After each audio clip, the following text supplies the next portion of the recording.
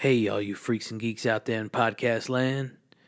This episode of the podcast is brought to you by Greenbelt Botanicals. That's right, Greenbelt Botanicals is a locally owned and operated CBD dispensary based out of the capital of the great state of Texas. Now, you've heard me talk in the past about all their products and the benefits of CBD as well, but I want to take this time to talk to you about the live podcast that the beautiful Greenbelt Botanicals CBD company is hosting on October 29th. 2020. That is 2 days before the spooky 31st night of Halloween. That is, we Greenbelt Botanicals and the Doctor's Orders podcast with the 512 Foot Doctor are hosting a live podcast from the Greenbelt Botanicals South Lamar location. So, freaks and geeks, be sure to come out that night. Be sure to come out in your costumes and be sure to come out ready because we're rolling hot from 6 p.m. to whenever the smoke clears. Again, that is October 29th, 2020. Thursday, October 29th, 2020, and you can come out and enjoy yourself for a live broadcast of the Doctor's Orders podcast with the 512 Foot Doctor at Greenbelt Botanicals South Lamar location.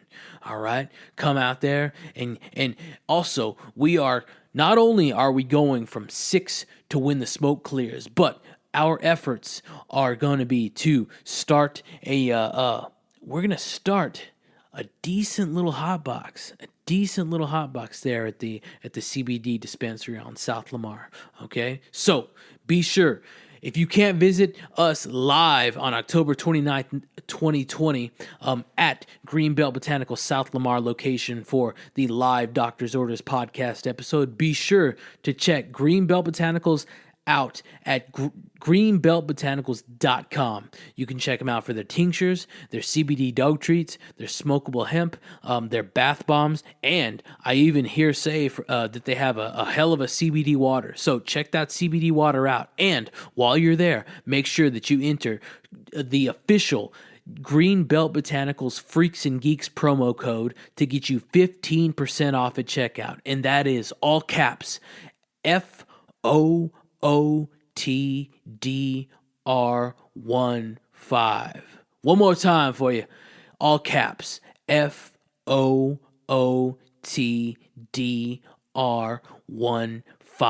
And you're going to get 15% off at checkout. But freaks and geeks, come on down, come all, freak and or geek to the first live broadcast of the Doctor's Orders podcast with the 512 Foot Doctor on October 29th, 2020, live from 6 p.m. to when the smoke clears at Greenbelt Botanicals South Lamar, and check them out at greenbeltbotanicals.com. And now, on with the show. Wednesday, October 7th. Welcome, freaks and geeks, to episode number 6 of the Doctor's Orders podcast with the 512 Foot Doctor. As always, I'm your host, the 512 Foot Doctor, and if you are a returning freak or geek, thank you very much for all of your support. Again, I cannot thank you enough. We hit 300 plus downloads yesterday, and that's just a little bit over 1 month that this podcast has been in production. So, freaks and geeks, past freaks and geeks, I really want to thank you very much for all the support. If you are new here, you are now a freak and or geek of the Doctor's Orders podcast with the 512 Foot Doctor. So welcome all new freaks and geeks that are just joining the Doctor's Orders family for the first time. So, going in, like I said, we have episode number 6, and this is a very special guest. Again, we're just trying to break the inaugural 10 episodes of the Doctor's Orders podcast before we get to that very, very, very special live October 29th, 2020 Greenbelt Botanicals live broadcast from the Greenbelt Botanical South Lamar location. But before we get there, we still got to fill up the podcast feed. We still got to fill up the content. Freaks and Geeks, we still have to give you everything that you need and everything that you deserve. So right now, episode number 6, we have, not only is he an author, he's a husband, he is an uncle, but he's also a highly valued scholar, a highly valued educator. I give you Dr. Rolando J. Diaz. This is episode number 6 of the Doctor's Orders podcast with the 512 Foot Doctor. Here we go.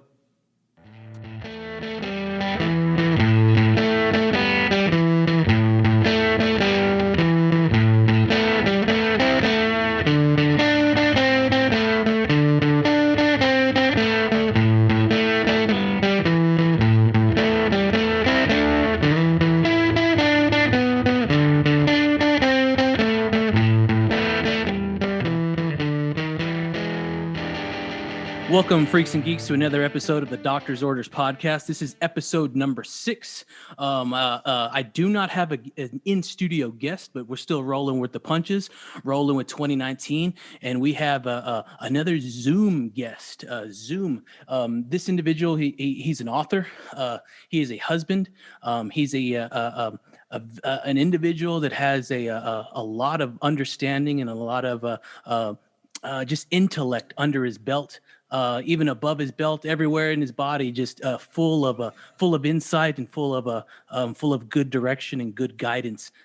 So, without further ado, I give you author, I give you uncle, I give you scholar, Dr. Rolando J. Diaz. How's it going? Muy bien, hombre. ¿Cómo estás tú? How are you? I'm doing very good. Doing a lot. I mean, we're just in transition right now, traveling, and oh goodness, yeah. The job has started back up to where I have to physically go in and be present. So that's a new thing at the moment. It's lucky for me that I stuck to my schedule of the past reality. I'd been waking up at 5:30 and just continue on and kept the program growing. That's one thing that wasn't canceled was the drive, the just waking up, the whole routine, the daily routine. But how about yourself? Well, these are interesting times we're living here, Doc, because this whole pandemic thing certainly keeps us having to be flexible. Definitely. I'm a professor here at the Southeastern Oklahoma State University, and all of my classes went online this semester, and they'll be online in the spring semester as well. So I'm reaching out to the students via Zoom, via email, via just about any other method to keep the classes going. For sure. But yeah, you're like I don't want to say the poster boy, but you're the leader of that class, or of that course, of whatever you instruct, and not just. Certainly. You might not be the only leader that instructs that subject on that campus, but you're definitely an advocate for education on that campus and just the continual instruction of education. I feel like with this whole 2020 thing that a lot of, did the role of the teacher go away? Has it gone away? Will it go away? Which shouldn't go away. We've had teachers and we've had guidance dating back into the BCE. I just learned that one. Do you know what BCE is? Not yet. Before Common Era. I've been reading the. Good. In that context, yeah. I always tell my students in what context. Before the Common Era. And I just learned that myself. Really, I was reading. What was I reading? Some Eastern philosophy. Essentially, it's what is it? It's The Art of War plus. So it's more than just that. Now, I've really been dabbling into that. I got into philosophy at UNT, and I think this is the first time I've revisited it. I'll pause right here because I'm going into like something that I've picked up during this time. But this is a good question that I sometimes ask the guests. Here at the Doctor's Orders podcast, our audience is referred to as the freaks and the geeks. It does have a lot to do. I kind of took it from Judd Apatow and the whole Freaks and Geeks show back. That was a beautiful show. I don't know if you ever saw it. It was only lasted one season, but back in the 90s, yeah. It was great. But in this time, I guess we can call it since January. It's really since March, but since January.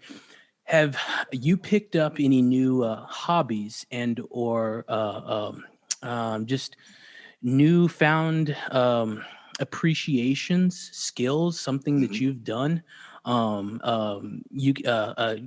If you want to, you can just let the people know, let the freaks and geeks know of a hobby or something that you've picked up in this downtime, because we've had a whole lot of downtime. And then I'll let you know what I've picked up as well. But what have you picked up, Dr. Well, here in 2018, we moved to Durant, Oklahoma from Lubbock, Texas. Now, that was just one of a long line of moves that we've made. And here during this pandemic, we've actually had the time to go through a lot of our boxes in storage.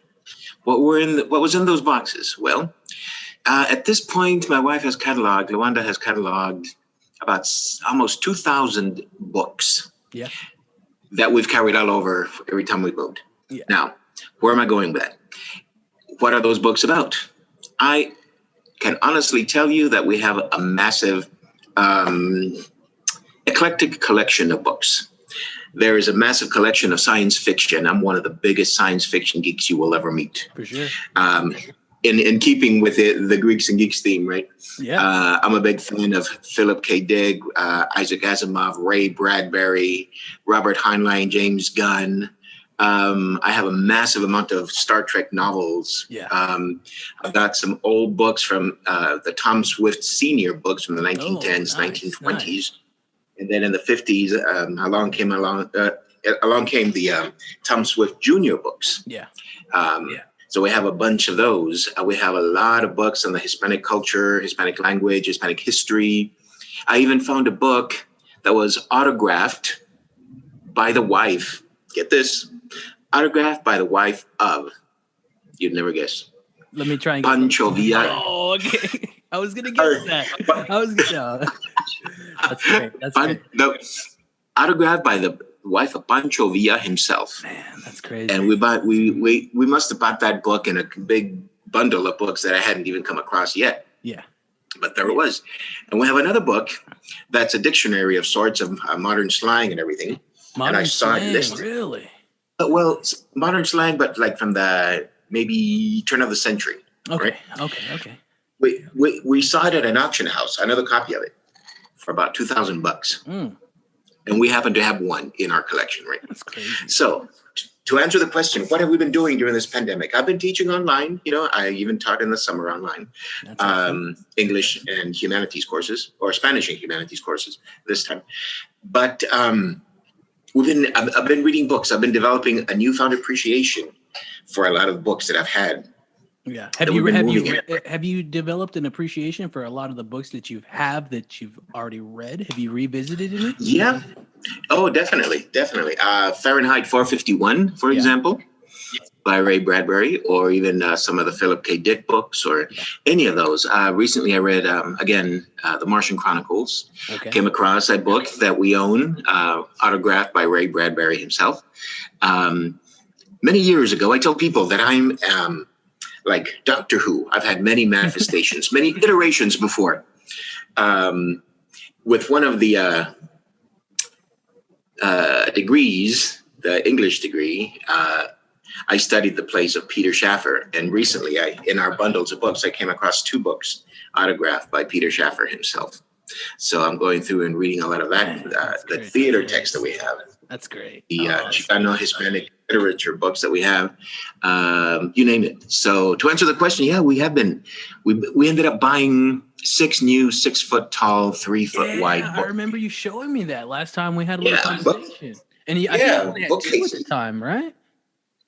I have 6. Nice. No, well, that's And good. they're not full yet. Yeah. But yes, that's one of the things that we've been doing. We've been actually going through and unpacking and going For through sure.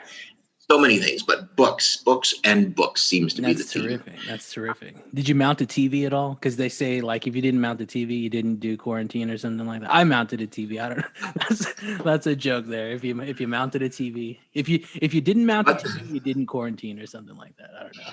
about the only thing I mounted was a discussion on certain topics. That's about it. No, I haven't mounted a TV yet, but I'm working on it. Well, Yeah. I'm ecstatic that you're promoting physical text because that's a big thing that we promote here on this podcast is the physical text, the physical, whether that's a book, physical movies, whether that's in the DVD or the VHS form or even the reel to reel. We don't shy away from the reel to reel. Those are the good ones, the 70 millimeters and the 30 millimeters as well, and even just Oh goodness, yeah. just having these physical items and not like falling into the whole digital spectrum when it comes to the information. Because while you said you were unpacking all of these texts and all these subject matters, on the bare bones of it, you were unpacking information.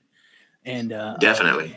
that is, I mean, sure there's the www out there and stuff like that, but when you have it here, it's right in front of you, and you can read it once, you can read it an endless amount of times, and it's yours.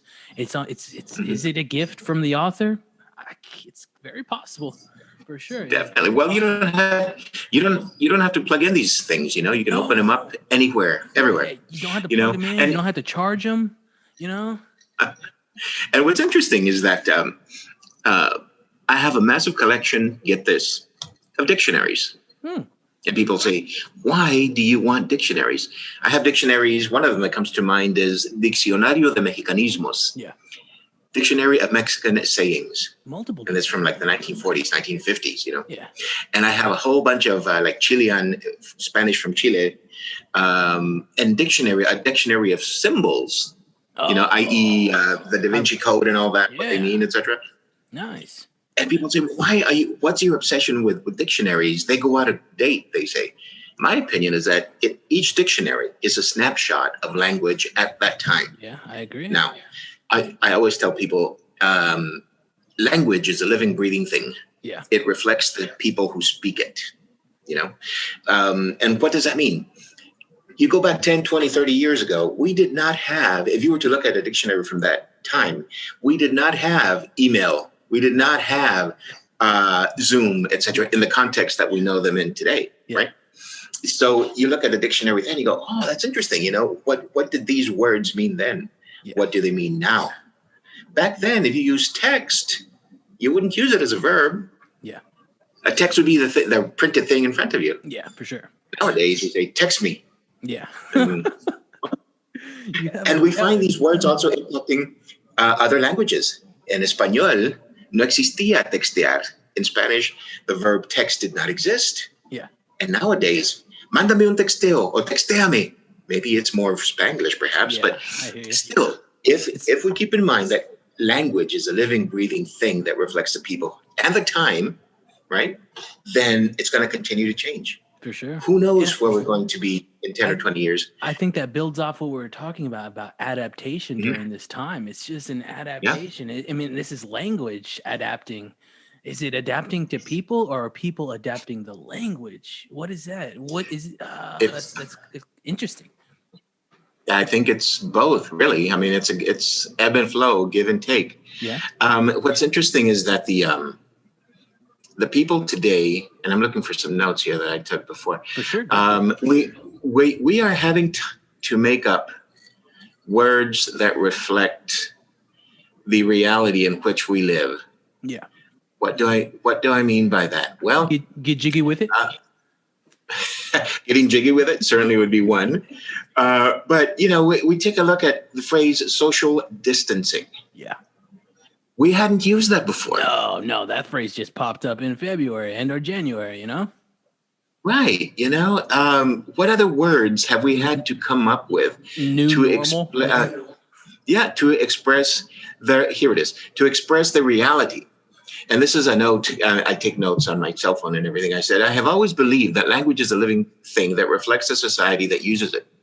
Given the current state of affairs, phrases like social distancing, self-quarantine, shelter in place, new normal, as you mentioned, stay home, flatten the curve, coronavirus, and COVID-19 have crept into our discourse. I wonder what new terminology and word combinations will be created to name, give action to, and describe emerging realities. Yeah. Isn't that an interesting thing? I mean, we have to come up with words to describe the reality in which we live.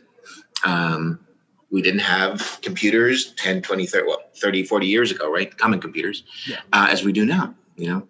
So what kind of words, I wonder, are we going to be using in 40 years? Yeah.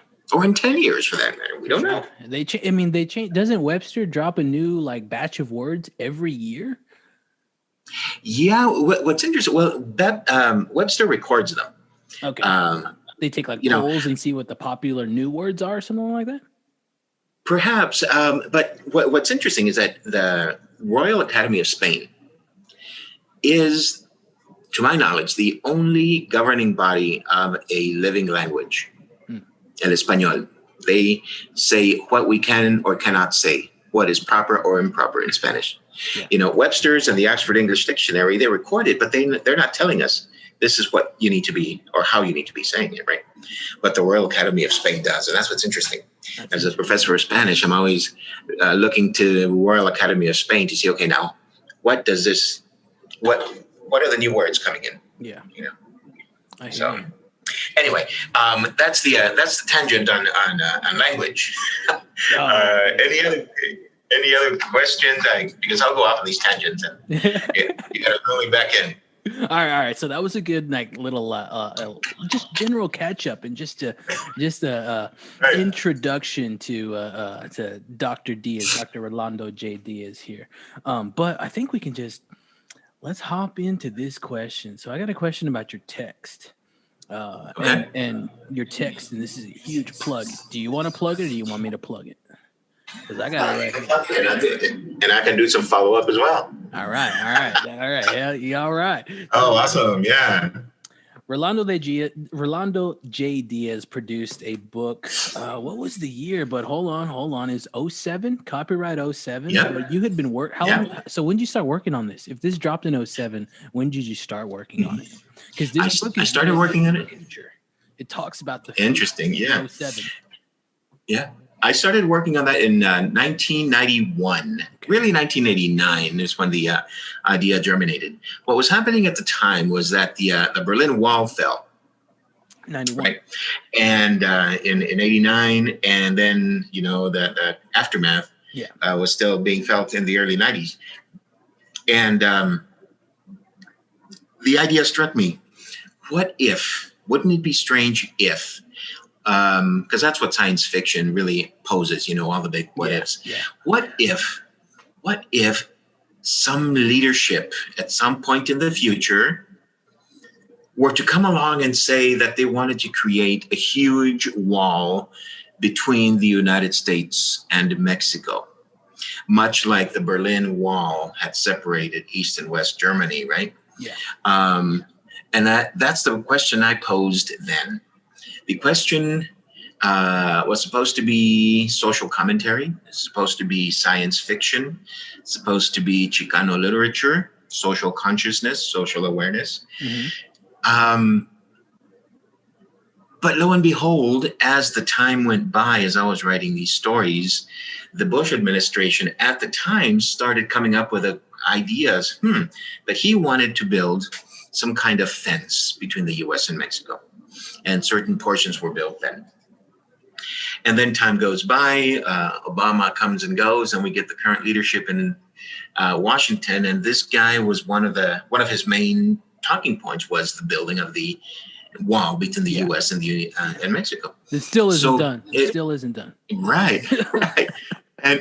And for me, what was to me science fiction, speculative fiction, asking the big what if back in the late 89 to 91, etc. And as the time went by, what I was posing, what I was writing about within the context of science fiction became reality with the current leadership, That's kind of creepy. And what's weird also is that some of the stories, the first one in the book accounts tells a story of a Latino Hispanic who loses his wallet in Austin, of all places, at a conference.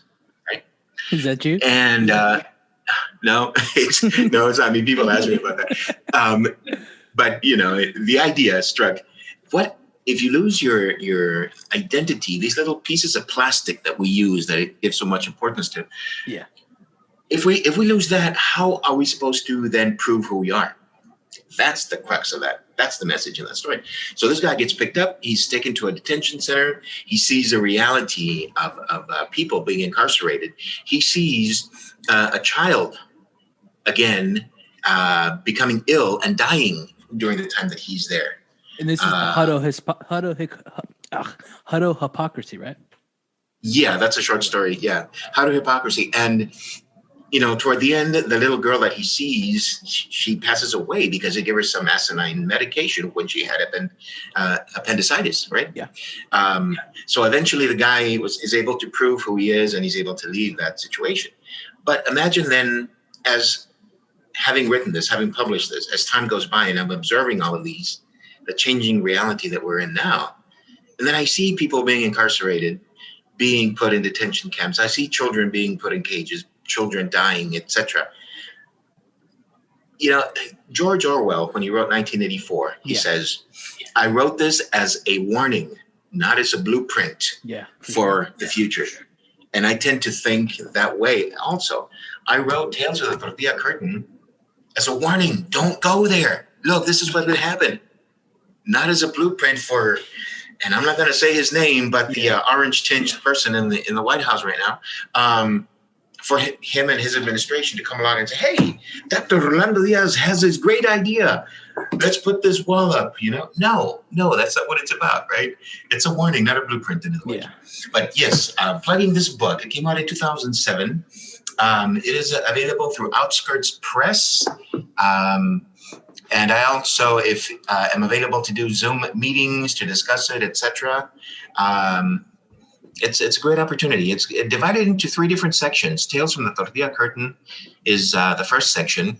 The middle section has got kind of a Chicano Latino version of Back to the Future. Okay, I see. There across time, the Travales del Tiempo. A través del tiempo. 2 Latino Chicano brothers somehow end up getting their hands on a time machine. Is that based on your It's book? called we're fictional versions of ourselves. All right. And the time machine itself is called the Cesar Chavez, of course. And then we go through at different points in time. Again, from the Chicano perspective of time travel. Yeah. And then the third section is called Hazte el behave o te spanqueo. That one is seriously Spanglish, right? Yeah. Because one of the points that I would like to make is that our community, our Latino, Hispanic, Chicano community, we speak a blend of English and Spanish. We may begin in English, pero podemos acabar en español. And that's essentially a humorous look at our experience in the United States. I was at a laundromat once, and I saw a very tired-looking mother with about 3 or 4 kids that were wreaking havoc all over the laundromat. And they must have really gotten on her nerve, because finally, after all this noise and all of this wrath and destruction on the part of the kids, here he comes. She screams out at the top of her lungs, "Háganse el behave o los voy a espantear." And I thought, oh my God, that's so us,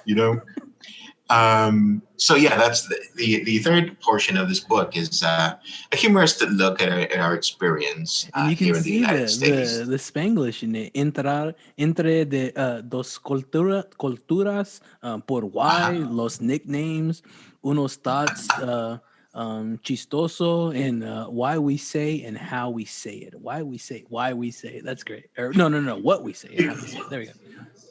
Exactly. That's we were talking about dictionaries before, Yeah. and that is a brief list on my part of silly things that we say um, in English and Spanish. It says what we say and how we say it, because there's in linguistics what we would call cognates are words that are similar in two languages, and they have essentially the same meaning.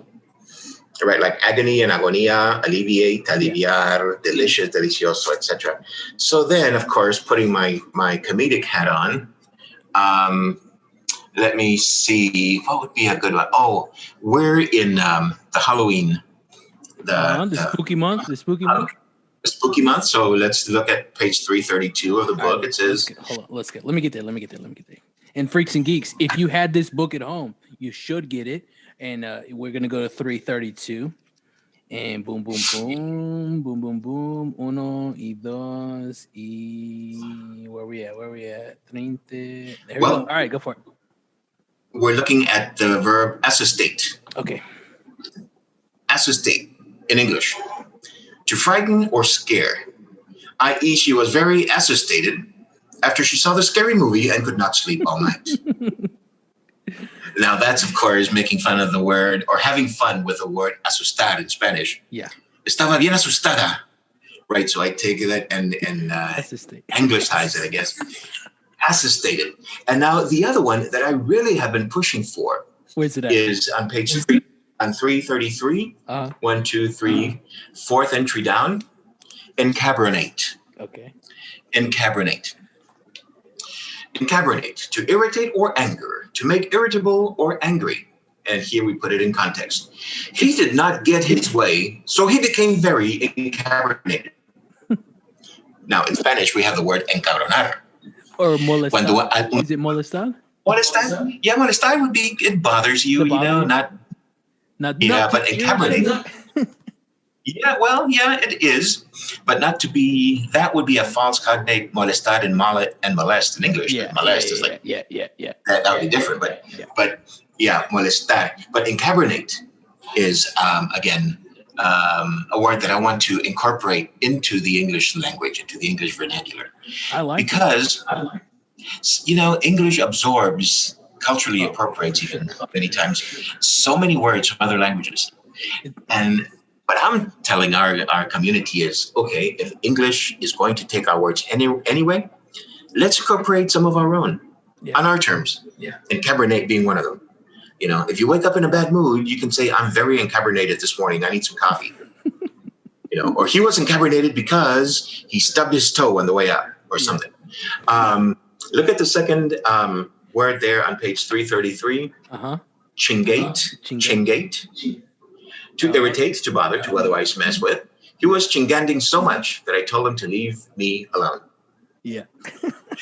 So now we will use that, and I always use this in class as a learning moment.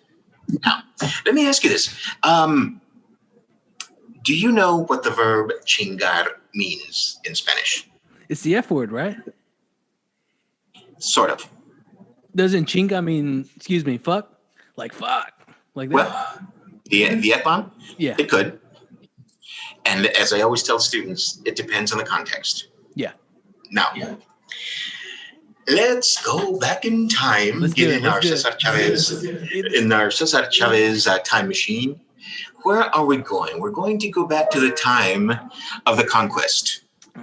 Hernán Cortés, right? Hernán Cortés conquered the Aztecs in 1521, right? He had a translator, Doña Marina La Malinche, Malintzin Tenepal, all names for the same person. Yeah. When you take a look at the essence of the meaning of the word chingar, it means essentially to violate. Okay. To violate.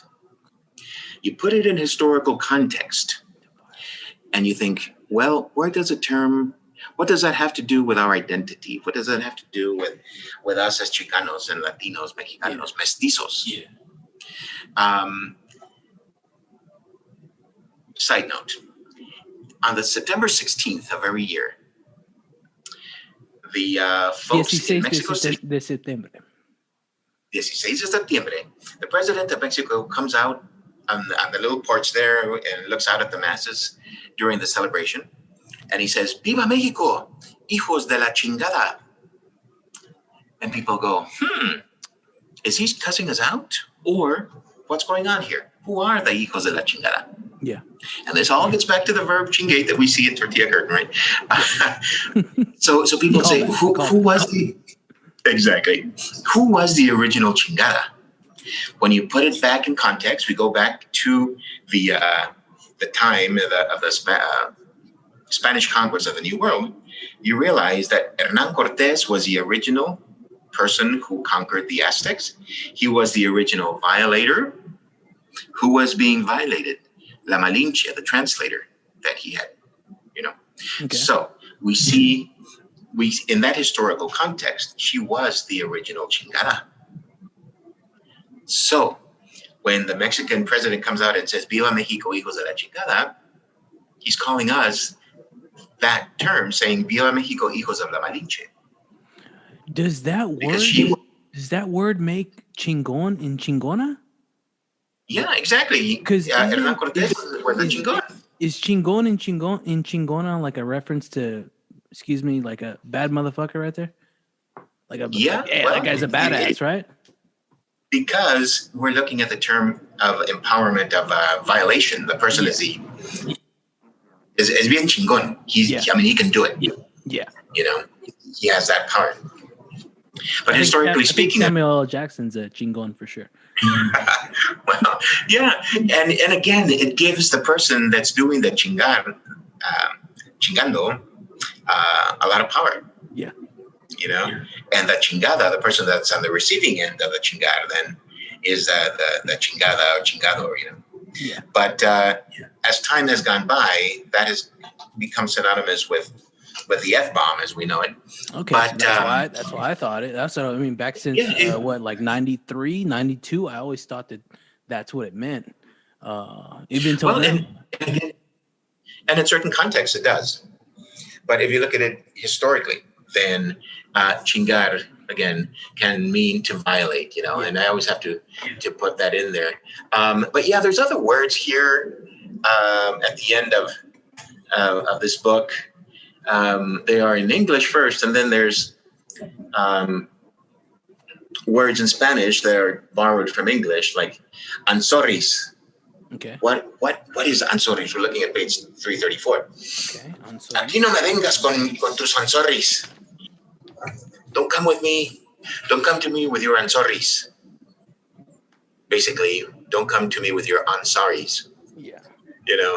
If English or if languages affect each other both ways, then Spanish will be absorbing some of the English terminology as well. I think so. Let's see, even words like typear, to type, or bakear, to bake, or cachear, or the most interesting one I heard when I was in Nebraska was charapear. El hacer quieto o silencio, dice. No hagan ruido, charapéense, charapate. What does that mean? Literally borrowed phonetically from English, shut up. Shut up. And then we put it in the Spanish spelling, shut up. Yeah. Shut up, charapate. That's crazy. That's awesome. Isn't that well? But that again gets back to the whole idea, of English or languages being living, breathing things. Yeah. And that's all in Tortilla Curtain. For sure. I never know. I mean, I knew this section was here, but I never noticed this. This is, it's very, it's got a lot of humor. It's dark humor, I would say, for sure. You have humor in it, but man, I like that. This is included. I've read the biography. But in one of the stories, it says something to the effect of, I can read it directly here. It's yeah, go for it. No, that's wrong. What book or what story is this one from? Let's see. Well, it's at the end. They're kind of the like a one story. Is it? Yeah. It'll behave. Yeah. Page 329. All right, and we are there. Unos thought chistosos. Of course, again, speaking Spanglish, right? Yeah. And here it says the first one, café moco. El otro día I had a café moco. Don't you mean a café mocha? He says, no, I had a café moco. I accidentally sneezed in my coffee. See, that's supposed to be funny there. Yeah. Café moco. That's kind of gross, but you know, it struck me as funny at the time. Yeah. But there's another one, El Soothsayer. When I was a chavalillo, it says, it was his vato que según él, he could tell the future. He said that the Mexican peso iba a ser worth more que el American dollar. También dijo que Al Gore iba a ser el presidente de los United States. Este vato, he said one thing, pero salía otra cosa. So we didn't call him Nostradamus. We called him Nuestro Dumbass. He could never get anything right, you know. None of his predictions actually came true. Yeah. But see, it's got a lot of Spanglish in there, you know. That's great. That's a great beauty of our mestizo heritage. I want to build off the word chinga because it's I don't want to say it's impacted me. I remember my grandmother on my mother's side disciplining me for saying chinga, and she was like, "Where'd you learn that word?" And I was like, "I learned it from you." You know, I mean, it was like, and then I got in trouble. I didn't say that because I wasn't that smart, you know. As a child, you're just like, I don't know where I learned that word. But okay, so the word chinga, I'm gonna share something with you. Let's do that screen share. This is my favorite. All right. Now, what's his name? Chris. Dang it, what's his name?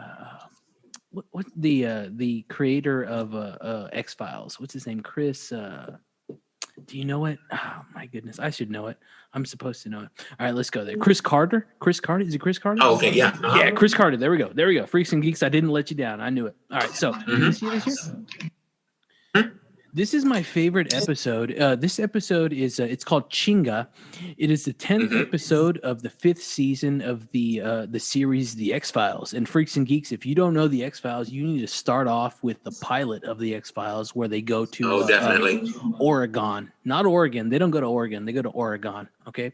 So this episode specifically, season 5, episode 10, is written by Stephen King. Okay.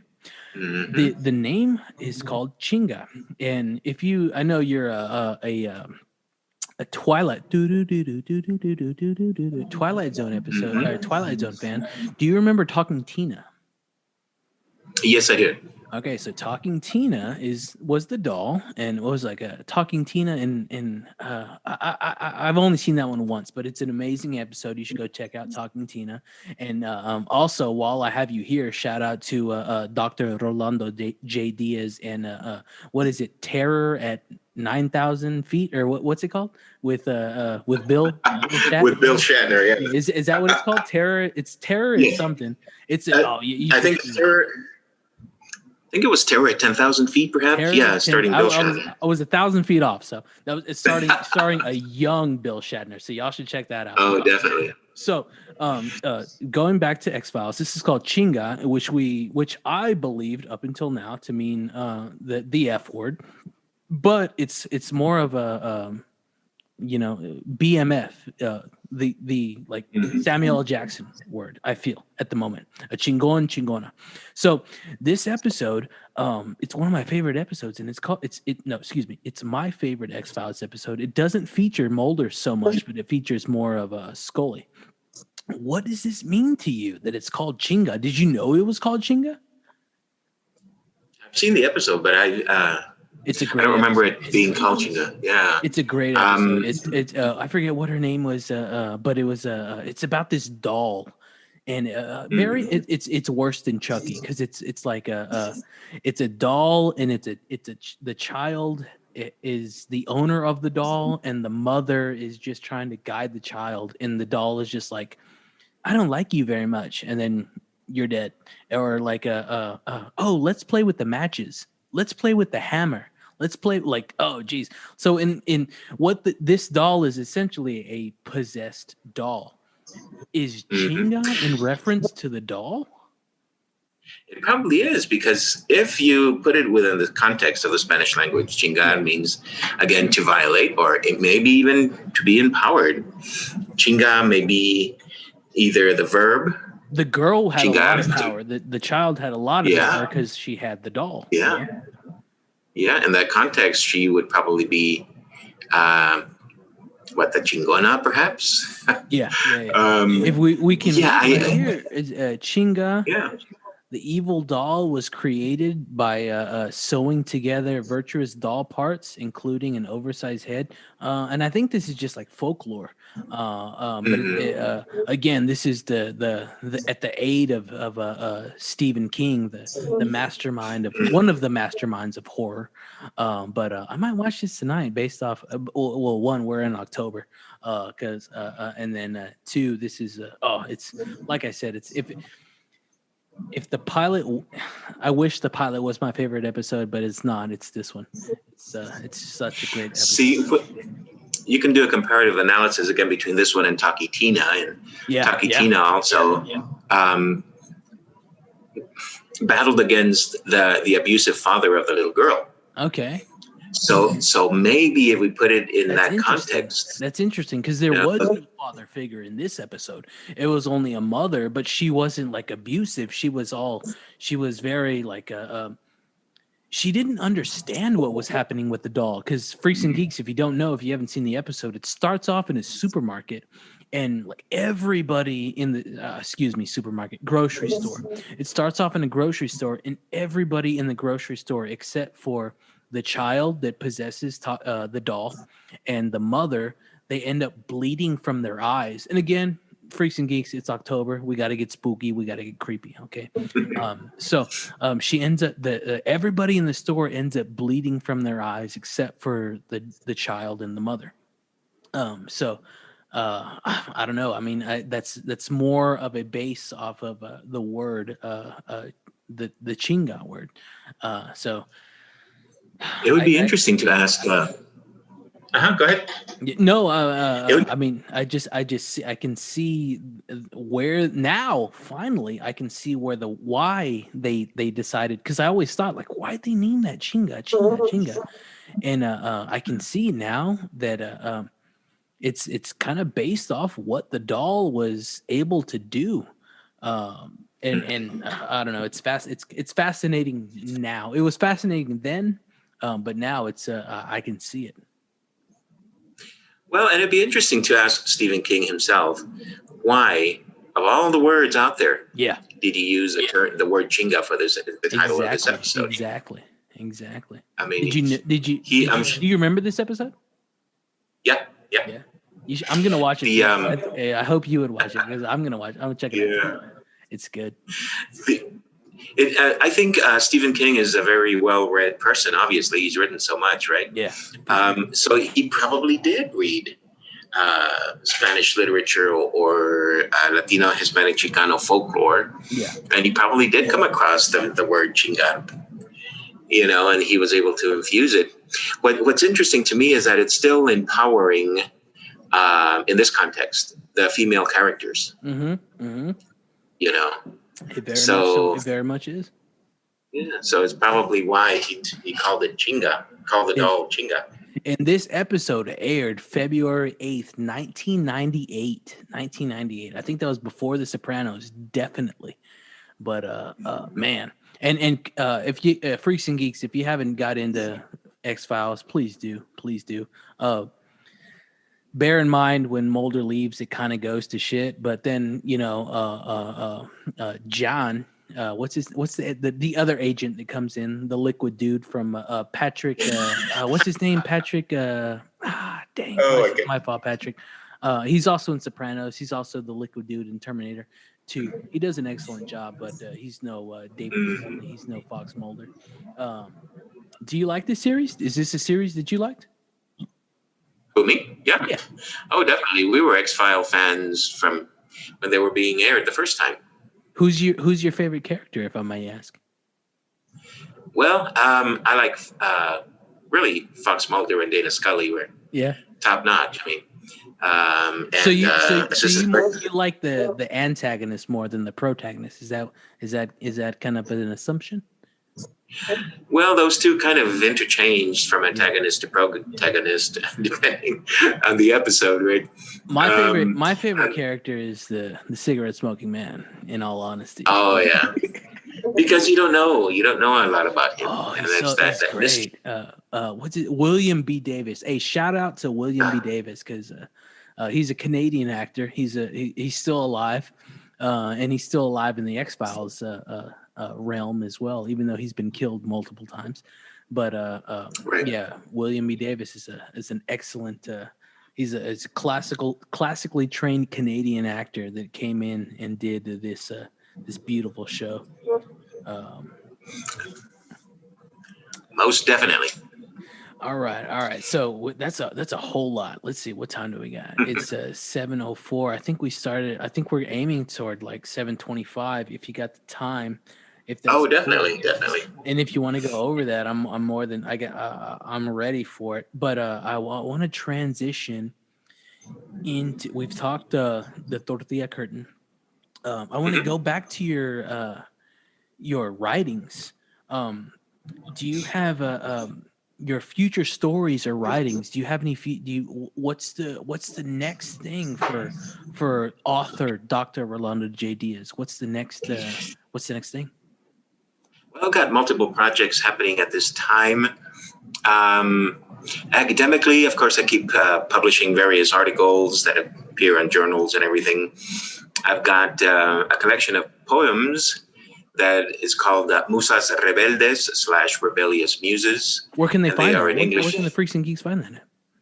Well, it hasn't been published yet. Okay. I've got that. That's one of the manuscripts that I have so far. I've got another project that I'm working on. It's called The Tales of Casimiro Monclova. Okay. Casimiro Monclova is a satyr that's been around since before the Roman Empire, and he's still around today. If you remember, a satyr is a half man, half goat from Greek mythology. Is it a satyr? And what? They call it something. What do they call it in the wardrobe? Lion the Witch in the Wardrobe is the same thing. Yeah, it was a satyr. Yeah.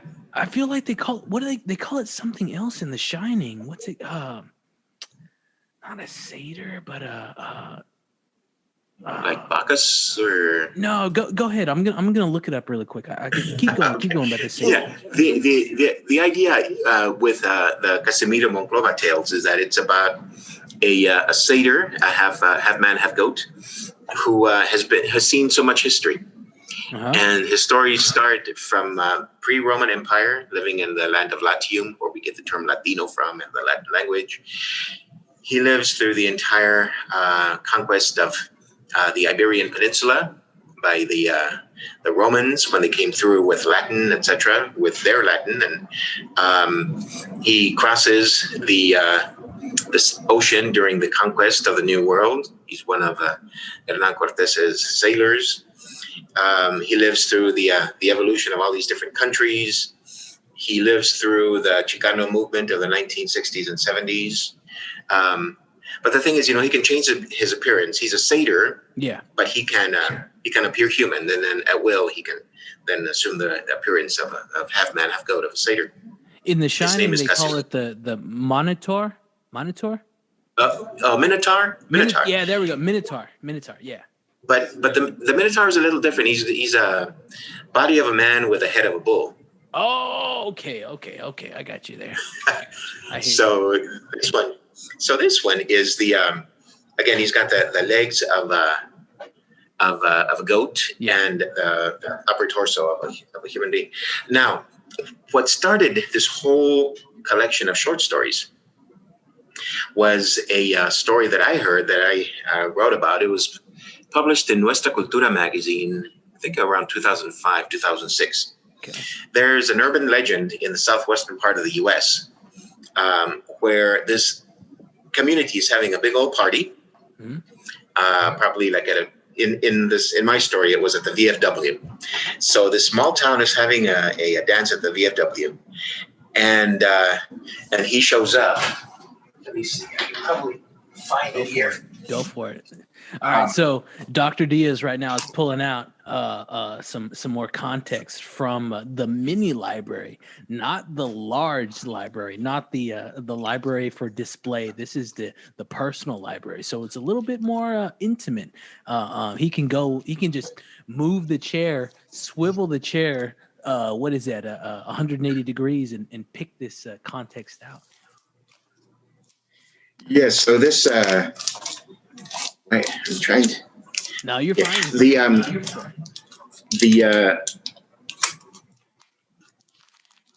The character shows up, and it's a very good-looking man shows up. He sweeps all the women off their feet. He dances with all the women. He befriends all the men. Here it is. It's called When a Handsome Man Comes Calling. Okay. You going to read that? Educator magazine. Yeah, I can. This is from August of 2007, about the same time. Did you write this? And let me see. Yeah, it says, and this is it's a one-page short. Well, one page. Okay, I've got. Cool. Okay, yeah, I've got the full story. It says, stories or cuentos that were published in Nuestra Cultura magazine in 2007. Okay. It says, there is a West Texas legend that has been perpetuated for many years. It's true. It really happened to the friend of a cousin of a neighbor who heard it from a guy who was there when it happened. The story goes something like this. It says, there was a community dance going on. All of the people from the town were there. All the eligible men and all of the eligible women were there to see if they might, find their future spouse. Yeah. They say he showed up right along with everybody. He was there having a great time, just like everybody else. All the women thought he was really handsome. They could not keep their eyes off of him. He was smooth and quite a debonair man. All the men in the crowd took notice of him and how the women admired him. The thing is, they did not take offense to him. In fact, they wanted to befriend the man. He seemed to be the sort that you could trust your sister with. You wanted to be his best friend, or so they say. It might have been the beer or the wine or whatever they were drinking, but nobody seemed to mind that he was dancing with all of the women. Yeah. He simply went from one woman to the next, always sweeping them off their feet. He loved the attention and all the manner in which, and the manner in which he treated them. Well, they loved the attention. And as time crept toward the midnight hour, they say his mannerisms changed. He started to get rough with the women. He started to take liberties with the women that the women did not appreciate. Soon one of the women slapped him and all the dancing stopped. It was deathly quiet. One of the men approached him and tried to ask him to leave, but he refused. He said it was because of him that they were all there. It was not that he had come to see them. They had come to see him. One man followed the man's footprints up on the floor and noticed that they looked like cloven hoof prints. When his gaze reached the man's feet, they were cloven hooves. Yeah. The strange visitor was half man and half goat. That's crazy. The funny thing is, nobody had noticed this before. Everybody had been having such a great time with a stranger that nobody had noticed that he was not like any of them. Then they started to smell the strong odor of sulfur. The man's voice grew deep. His eyes glowed red. He leapt from the center of the group and landed by the door.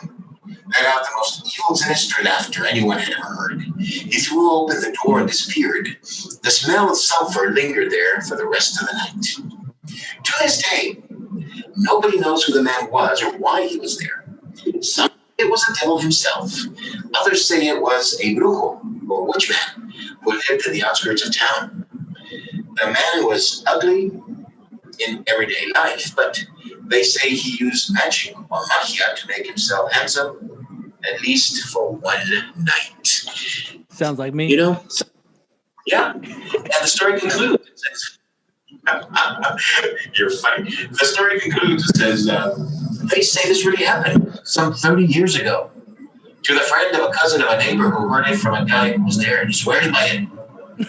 So, the next time you go to a dance and see a handsome man sweeping all the women off their feet and befriending all of the men, take special note of his feet. He might be wearing expensive shoes or he might just have cloven hooves. In either case, take care when you see him. Because you never know. That's creepy. That is very creepy. Happy Halloween, freaks and geeks. But that's very creepy because I'm not a dancing individual, a whatever, an individual that dances a lot. Bailandisto, I think that's the word. Bailarín? Bailarín. Yeah. But I was trying to make it masculine a little bit. But I'm no male dancer, but whenever I do go to these dancing functions, whether it be a wedding or this, that, and the other, a party in general, I always make sure that my feet look good. There you go. You see, that. That's why we needed to read that story because you never know. You know, you look down and you see someone with cloven feet. Yeah, it could. It's pretty creepy. That's pretty creepy. The thing is that is an urban legend. Yeah. And I've heard it from more than a few sources. Man. Sometimes in some versions they have it where he's got chicken feet. Oh, really? You know, but in the version that I wanted to go with was the guy with cloven feet. And then the more I studied Greek mythology, I thought, what if this guy actually was a satyr who survived all the 2,000 years? Yeah. And he's still around. Yeah. Yeah. You know, and if you look at the Greek god of wine, Bacchus was a satyr. Yeah. So that's why he's able to entice all the women and befriend all the men. So there's some supernatural stuff going on there, Holmes. For sure. Let me ask you this question, Doc. Because we're both docs in some sort of fashion. How long? And this is a small sidetrack. Very small. How far past 7:30 can you go? Because you let me know. Fine, going. Yeah, you tell me. All right, let's go. You tell me because I don't want to take away from you because I'll wake up. No. I'll wake up tomorrow at 5 o'clock and get ready for the 5 a.m. 5K. Shout out 5 a.m. 5K. But you just kind of peeled the Band-Aid off and of naturaleza. Yeah. I kind of want to talk about a few things. I do want to talk about your role in the Chicano movement, but I want to use that as the closer. Let's use that as the closer. Okay. I do want to talk about wine because I know you're a man of the vino, of the grapes, of the wine. I know you appreciate that. So let's go into and this is the most influential Latino, but let's go into your thought on the spooky / the supernatural / aliens, and then we'll dabble into a little bit more. But I want to know about your thought on that because you've told me stories. You've told me stories about a man with the hat in El Paso. But I don't know about your alien stories. I was reading this book. Let me show you this book really quick, and it's physical. Have you ever seen and or heard, or do you possess this book? This is Communion by Whitley Strieber. Communion. I've got that book and the sequel. I have that book and the book. I don't have the sequel, but it's so creepy. Yeah. I was reading it, and in my home, my bedroom, my domicile used to be it used to look out into just pastures, and I was reading this book at the time, and it was just creepy. It would freak me out. What's your thought on the aliens? What's your thought on the supernatural? I'm not going to tell you my thought at the moment, but what do you think? Are there aliens among us, and should we believe? Well, let me begin by saying that I forget the science fiction author who said this, but it may have been Stephen Hawking himself. Okay. If We are the only ones in this universe. We are either the first or the last. Ooh. Think about it. Because it's an awful waste of space out there. Yeah, when you really think about it, to cross even our own galaxy, billions and billions of light years just to go from one point to the other, we literally just broke the sound barrier this past century, right? Yeah. We haven't done the whole Star Trek warp speed thing. Yeah. So it makes no sense for us to be the only life in this universe. Or in the multiverses, if you believe the multiverse concept, and or multi-dimension, or is that the same concept? Well, no, multiverses, multi-dimensions, they can be. Yeah. They can be connected, but probably can be different as well. But are there aliens on this planet? Have there been? I strongly believe that there are. You take a look at the history. You take a look at the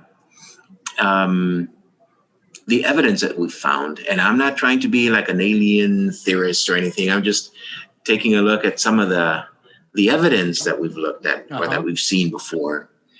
Something as simple or as famous, let's say, as the pyramids. We'd see pyramids in Egypt. We see pyramids in Egypt so much. Oh, go. We see pyramids. Well, we see the parallels in construction. Pyramids in Egypt. Pyramids in pyramids in Mexico. Pyramids in South America. We see all this evidence that of huge stone monuments, the heads in Easter Island, etc. That the technology of the time would have been impossible to use to construct all of these massive monuments, or to even tell others that this is how you do it. Because these figures, these buildings, these constructions, they happen in one part of the globe, and then they also happen on the other part of the globe. But you got to think about, like, at that time, like you said, at the time, how do you know that we were doing? How did we share this information? We had to have shared this information, right? It couldn't have been. We had to have. So does that mean we were sharing information way back then without technology? And if that does, how were we doing it? Well, I think we were sharing it using the technology of the time. Yeah. And what was it? What that technology was has been lost, I mean, we obviously did not have Google, and we did not have Wi-Fi or all of this technology we have now. Yeah. Or did we? Or some form of it. It's hard to say. Some people speculate that the pyramids were huge electricity conducting instruments. And you keep someone like Tesla in mind, who was experimenting with electricity. And shout out to Trent Albert from episode 1 who brought up Nikola Tesla.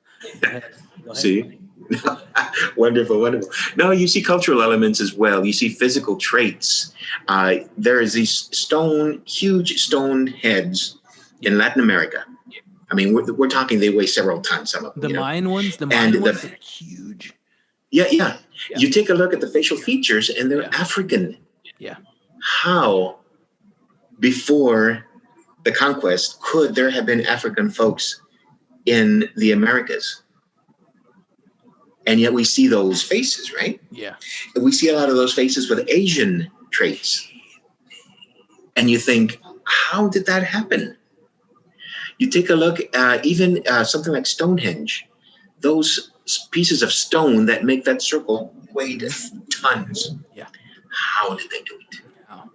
Using the technology of the time, And I look at that as evidence that we probably, most assuredly, have been influenced, if not downright visited by the aliens, non-Earthlings. For sure visited. I think so. And perhaps we're still here. Perhaps. And notice what I did there. Perhaps. Perhaps we're still here. Perhaps because. And that brings up another issue. if you believe the whole issue of God creating man, etc., that's wonderful. I'm not knocking Christianity or anything like that. No.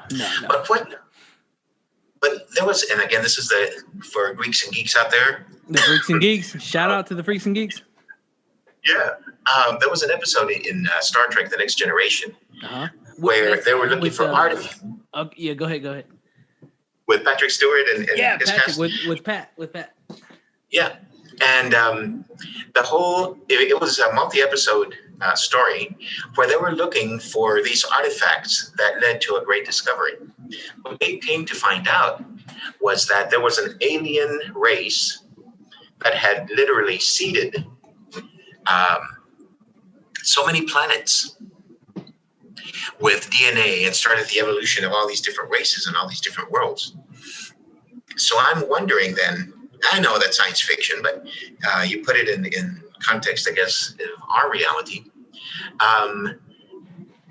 If conditions existed on this planet, did another a race of aliens, for example, what we would call God, what we would call the angels, etc., did they seed this planet and start the evolutionary process that we have evolved to today? That's crazy. You know, That's crazy. Some people say that we all share the same DNA. Yeah. Up to a certain point, that makes us the human race. So I wonder, and that's why I say we're still here, because I wonder if we are the aliens that came to this planet. It's interesting. You know what I mean? That's very interesting. I haven't even thought about that through listening to Eddie Bravo. Shout out Eddie Bravo. But yeah, what if it's us? What if we did we are the aliens. Yeah, man, that's crazy. Oh, oy vey. That's mind blown. Yeah, exactly. All right, so let's chill out for just a little bit, okay? Let's before we go into more Chicano talk, because that's all I have to talk about aliens, and you hit the nail on the head. I do want to talk to you about wine, vino, whether it's red or whether it's white. But because the last time I visited you, you showed me this box. It's una caja de vino. And it had a bunch of little accessories for wine. And I never knew you were such a big wine head. And I've started to dabble in it. I've started to dabble into natural wines. Shout out Action Bronson. Shout out Only for Dolphins, the new album that dropped recently. If you haven't heard it, please go listen to it. But tell me about your just exploration with wine. I didn't know you were deep into that type of stuff. Well, for most of my life, I've been into wine. I usually like the dry red wines. Okay. What's your favorite red? Is it a Merlot or a Malbec or something like that? Yes. Oh, yeah, exactly. All right, go for it.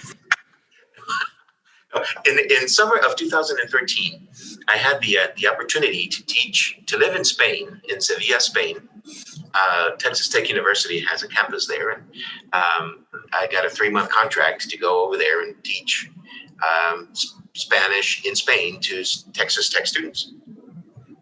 When I was there, my passion for wine it grew exponentially. Yeah. So to answer the question, my favorite wine is a dry red wine, full body red wine. Excellent. A Rioja wine. The parallels to that would be like a Merlot or a Cabernet Sauvignon. Okay, I love a Merlot. I live for Merlot.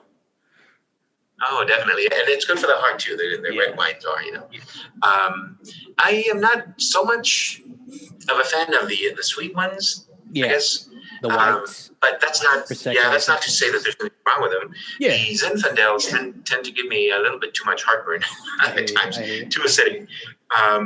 But that's nothing against those wines. But I think probably a glass of wine every now and again is a good thing.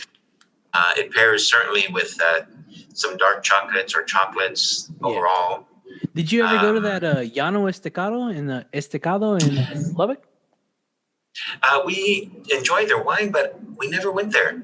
Yeah. I got to go. I got to go there, but I didn't get to enjoy their wine. I was a minor when I went there.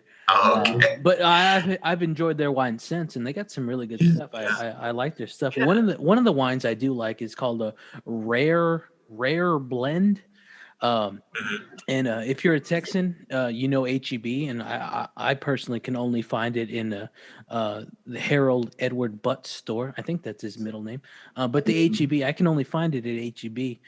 But it's a decent wine. It's like a 13.5%, so it's not like a natural wine. It's a high ABV wine, but I don't know if you've ever had that, but it's the rare blend. And if you haven't had it, it's not bad, but I don't know, it's not a natural wine per se. Now, what's neat is that all these wineries are popping up all over. The area, like Kerrville, Texas, Yeah, has a lot of wines, and that's great to see.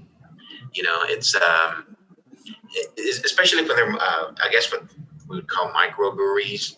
yeah, There are wines in Del Rio, Texas, as well. Some in San Antonio.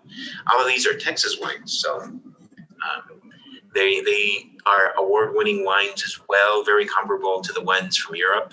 yeah. What's interesting is that Champagne itself has to come from that region in France. Really? Yeah. Over here, we can call it Champagne. We can create the exact same product, but we have to call it sparkling wine because it sure as heck ain't gonna be champagne. Yeah.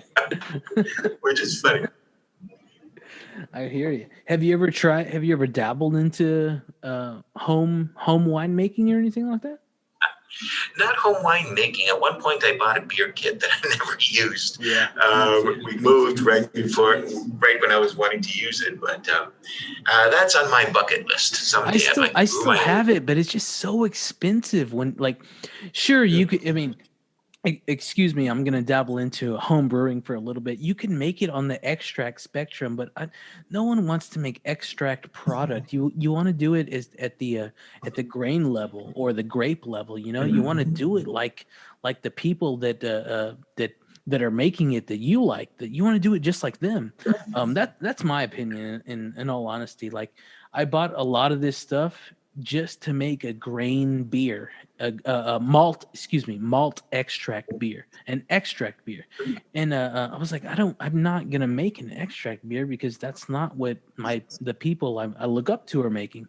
So I discovered that it was going to take a lot more money to try and do what they do on a small homebrew level. And I still have all the stuff I'm trying, but it's to try and do it on a small scale level of the major production company. I mean, it definitely takes a lot of money for a small output. It's kind of like crawfish, but I think I'd rather buy crawfish than continue to try and be a home brewer.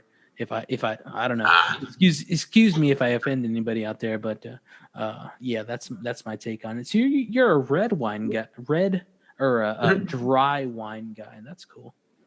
Yeah. My wife is a more of a white wine and a sweeter connoisseur. What about Lou? Does she take on the grapes or no for the grapes? Yeah. She likes the Moscato, the sweet wines. So that's the white ones, right?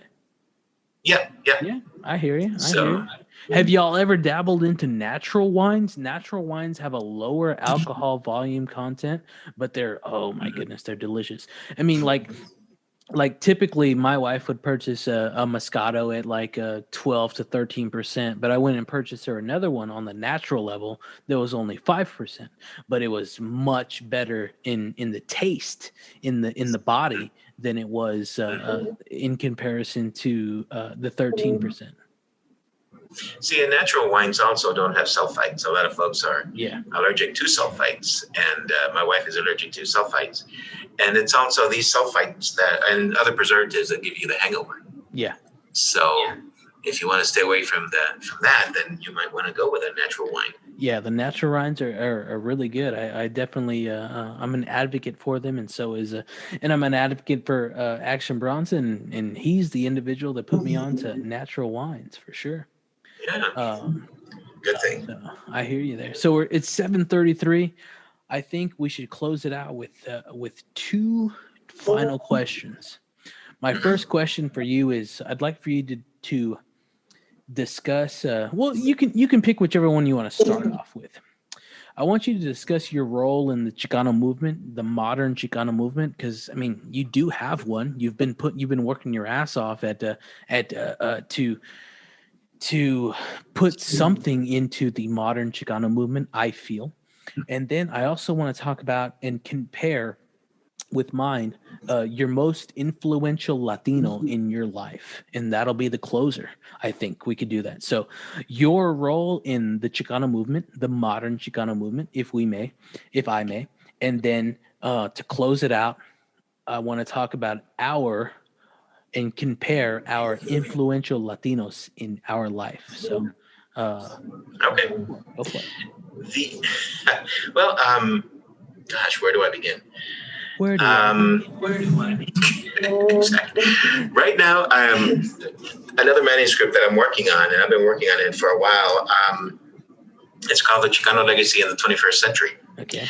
And it includes a lot of the articles that I've written, that I've published academically, but it also includes a lot of interviews that I've done.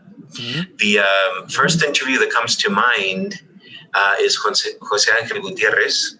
He was a leader in the Chicano movement in the 1960s in Crystal City, the Mexican American Youth Organization. Crystal City, shout out Popeye, shout out spinach. Keep going.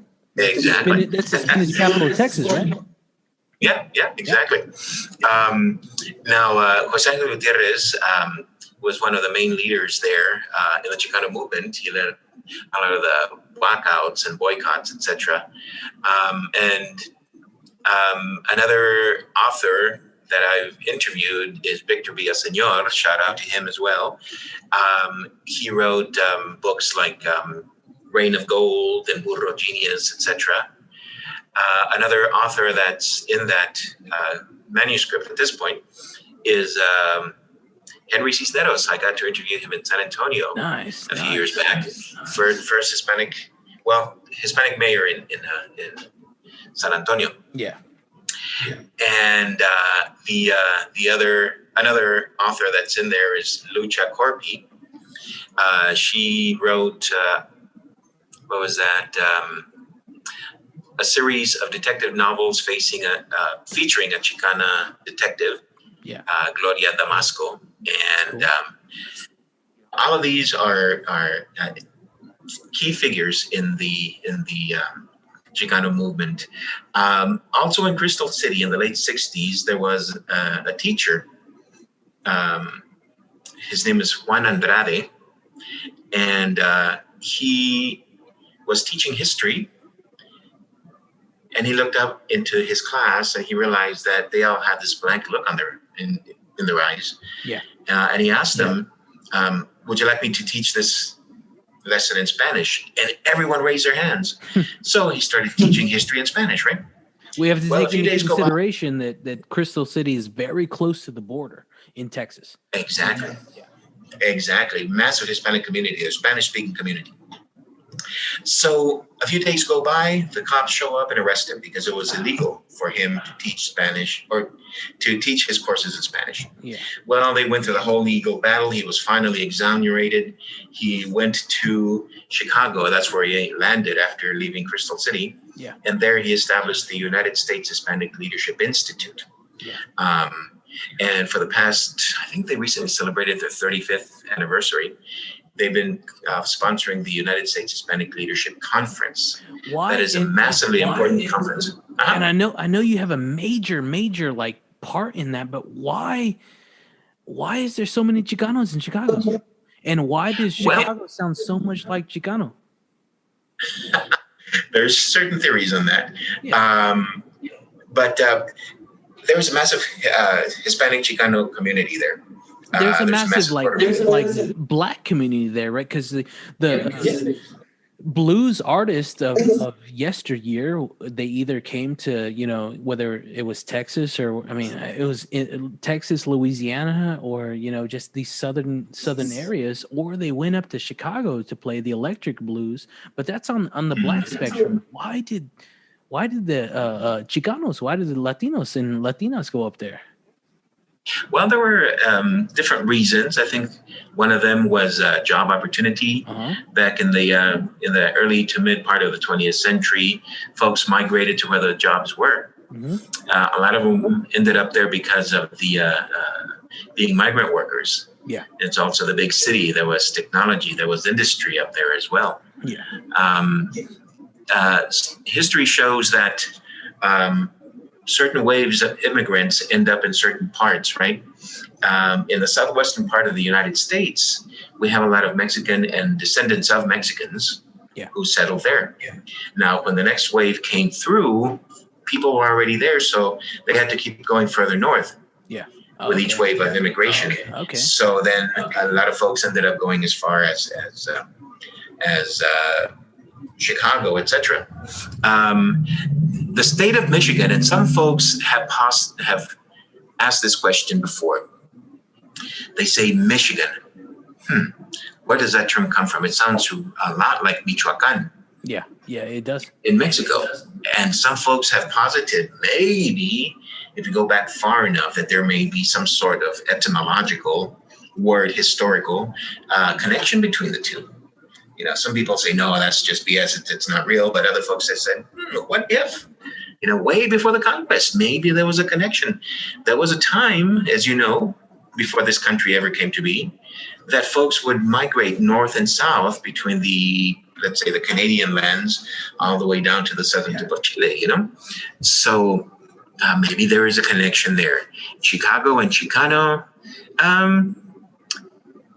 Chicano itself has a specific origin, and I can tell you about that if you wish. Tell us, the freaks and geeks, because I'm almost positive there's a couple of freaks and geeks. There has to be some freaks and geeks that fall under Chicano y Chicana category. So go for it. Exactly. And sometimes people say, well, are you a Chicano? And I say yes. And they say, are you a Hispanic? I say yes. Are you a Latino? I say yes. Each of these terms has its own history. The term Chicano came about in the late 1950s, early 60s. Back then, the community, the Latino Hispanic community, was trying to figure out how to identify themselves. We were facing so much oppression in this country that we needed something to hold on to. And the leaders of the time did not want to stay within the time frame after Columbus, because a lot of the oppression that we're experiencing came about after that, right? Yeah. They wanted to go prior to. They wanted to go to pre-Columbian realities. So they identified the Mexicas. The Mexicas, Mexica is where Mexico gets its name. It's spelled Mexica, right? The Mexica was another term for the Aztecs themselves, another name for the Aztecs themselves. So in the 1950s and late 1950s and 60s, the Hispanic community here was trying to reconnect with something, with their cultural roots. Yeah. So they identified the Mexicas. At that point in history, like in the 1600s, Mexica was pronounced Mexica with a soft soft sh. And then as time went by, it became the fricative Mexica that we know today. So then we go back to the 1950s and 60s, Mexicano was the term, and we dropped the M-E. Mexico. So it then became Chicanos. Chicano. Okay. We dropped the M, became Chicano. And that is the term that grew to identify us. Okay. The issue with that term, however, is that it applies to Mexicans and the Mexican Americans, descendants of them. Yeah. If you look at the historical definition of it, then if you're Puerto Rican, Cuban, etc., you're excluded. You're excluded because it doesn't apply to you necessarily. Yeah. Not that you can't be part of the Chicano movement, not that you can be part of the cause and everything. But then you're part of the Cubano movement if you... Exactly, or Puerto Riqueño and everything. Yeah. And that's the history of the Chicano term, you know. As history went by, the 60s, 70s, 80s, etc., the term Chicano took on a militant, radical, in your face, I'm going to stand up against this oppression kind of feeling to it. Like a Black Panther or something? Yeah, sort of. Yeah, we had the Brown Berets as part of the Chicano movement in Crystal City. Yeah. We were growing up in Eagle Pass, which was 45 miles away. We were living through history and we didn't even realize it. Yeah. Right? We were kids at the time, but we'd see the Brown Beret movements. We would see the protestas, the huelgas, etc. What's interesting is that nowadays, a lot of today's young people, they don't really identify with a Chicano because it's almost like a dated term, you know? Yeah. And here at the university, I always try to incorporate some element of the Chicano experience For sure. into what I teach. Thank you.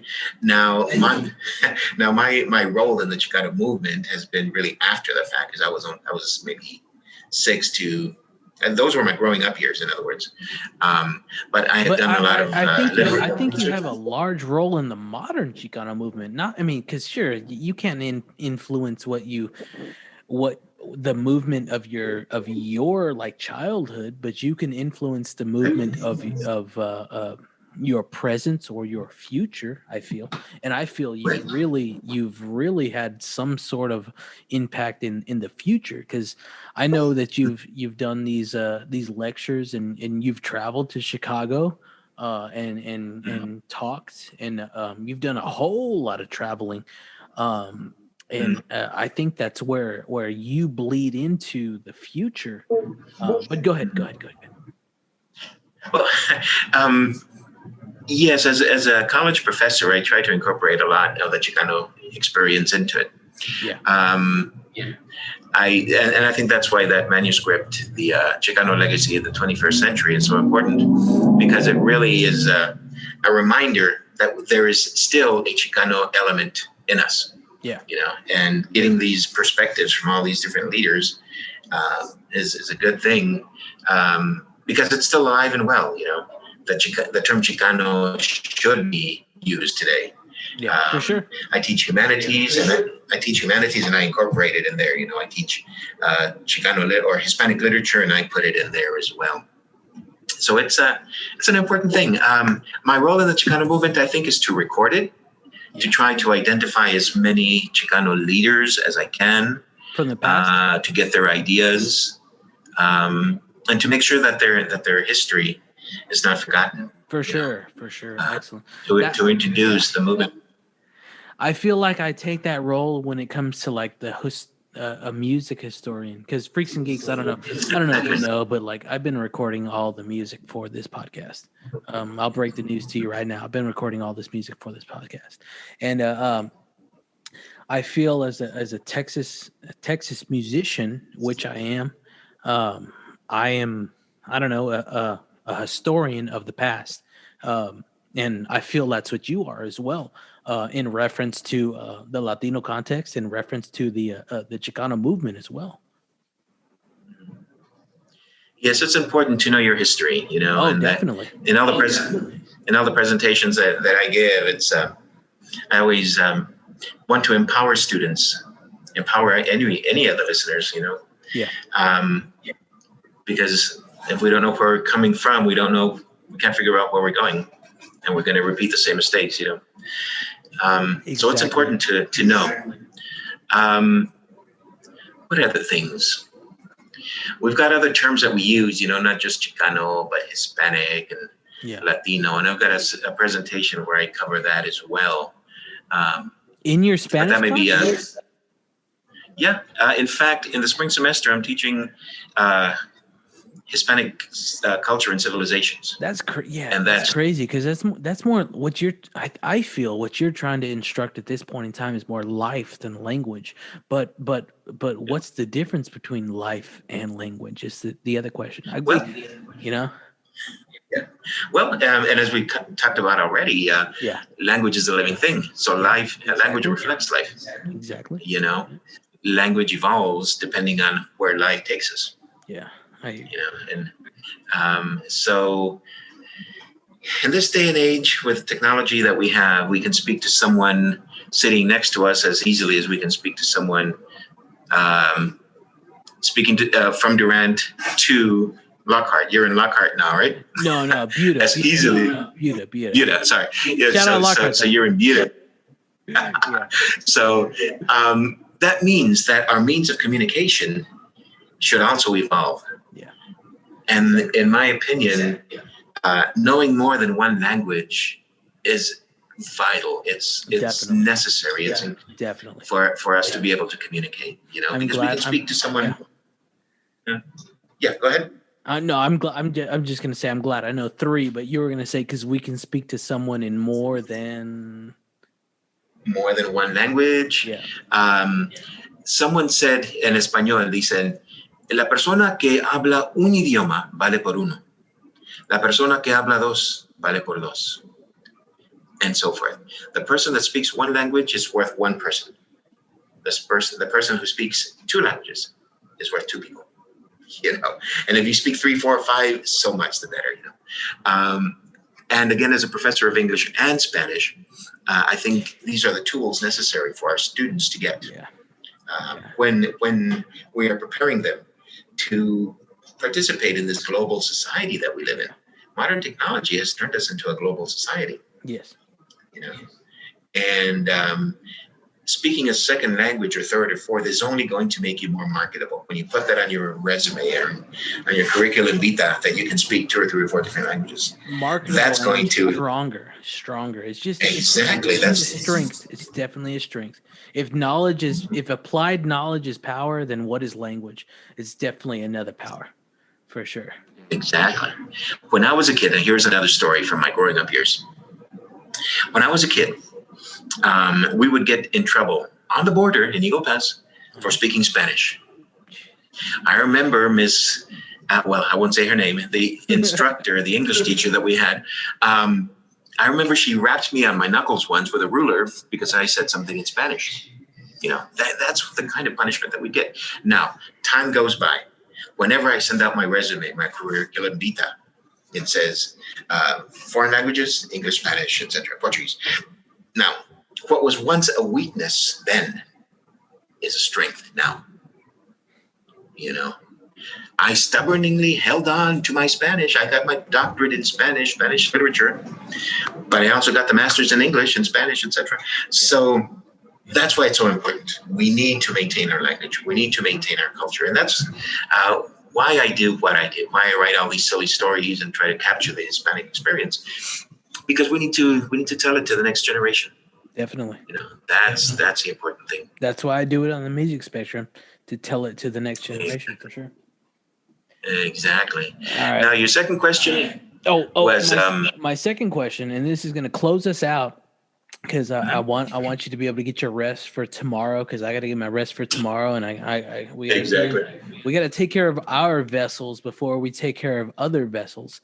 Very well put. Yes. After I ask you this question, after you answer it, and we'll come up with an answer together, because I wanna answer it as well. I want you to plug yourself one more time and plug just anything that you want to give a plug to and or a shout out to, anything that you want to promote. But my next question, and because I know your answer is going to be greater than mine, I feel, out of respect. Whose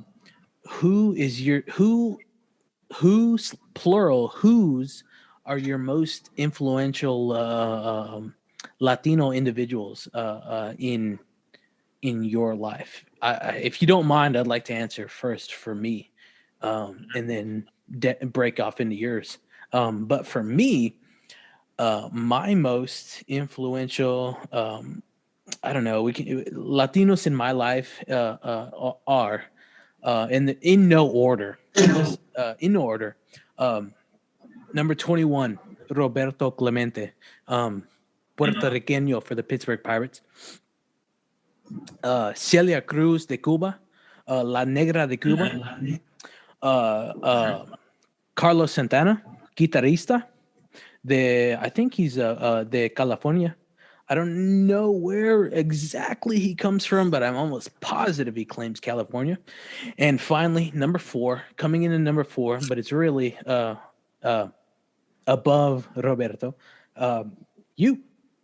Dr. Rolando J. Diaz. So those are my influentials. I mean, Clemente. I mean, they called him Bob. They didn't. I don't know. They didn't. He came to Pittsburgh and was like, "What am I doing here? I don't know what I'm doing here." But hit, what is it? I think it's 3,000. 3,000. He set a record that Pete Rose was trying to break. Okay. Oh, wow. As a Latino that just came into Pittsburgh and was just shattering. His story ends tragically, but his legacy is beautiful. All right, so then we go to Celia Cruz from Cuba, the La Negra de Cuba. And if you've never seen the Celia story from Univision's Celia, please, Freaks and Geeks, go check that out. But that's another individual that I don't know, musically really, really, really impacts me. And then we go into Carlos Santana, who I've seen live. Shout out Leja. I've seen in Leja anything you've heard, and that's another Latino name. Leja, anything you've heard of Carlos Santana, I've seen it live. So I love you, bud. But anything of Carlos, I've seen live because it's beautiful. I saw him live in downtown Austin, Texas. Shout out to the ACL Austin City Limits Live at the Moody Theater. That's where I saw him with Trent Albert, episode 1. And then you, sir, author and Dr. Rolando Joshua Diaz. But what about yourself? That's me. That's who builds me. And Freaks and Geeks, you've never really heard that, but those are the people that are, as well as Bruce Lee, who's also an immigrant. That's who builds me up, and Joey Coco Diaz as well, who's also Cuban immigrant. So, buddies, Freaks and Geeks, I live for immigrants. I live for what do we call it? The underdog story. Picking yourself up from your bootstraps for sure. But you. Go for it. Who are your most influential Latino or Latina influences in your life?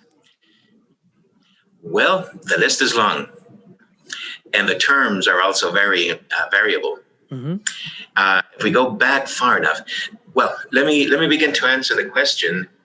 And this is a common experience that when folks try to go back to look at their family history or their history. Many times when they hit the Mexican Revolution, a lot of records were lost. So a lot of folks can't trace their family background. So they have to go. What I've had to do is go through history to try to identify the people that have been influential in my life. So to begin to answer the question, I think one of the first that comes to mind is the Spaniard Miguel de Cervantes.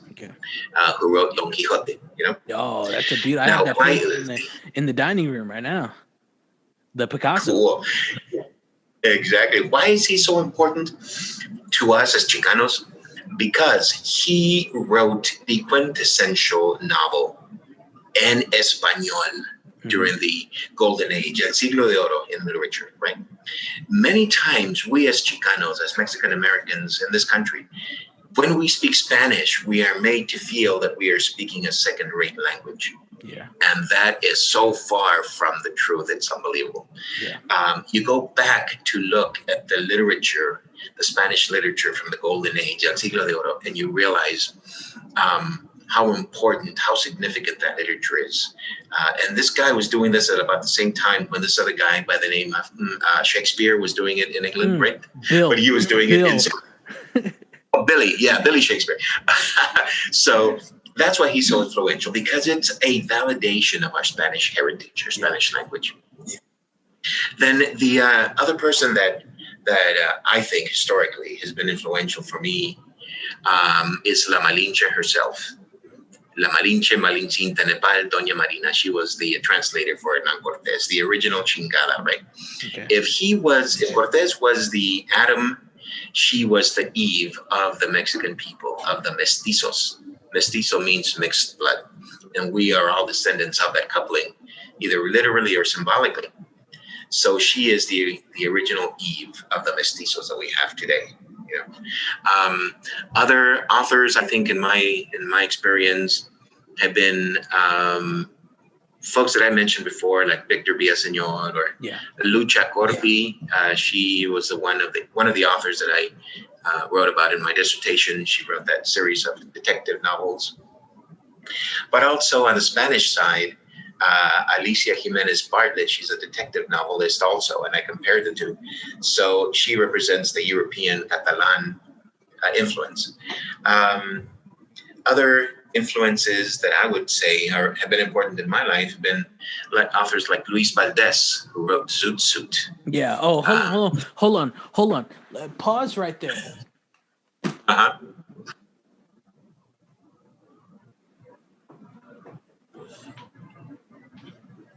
Freaks and geeks.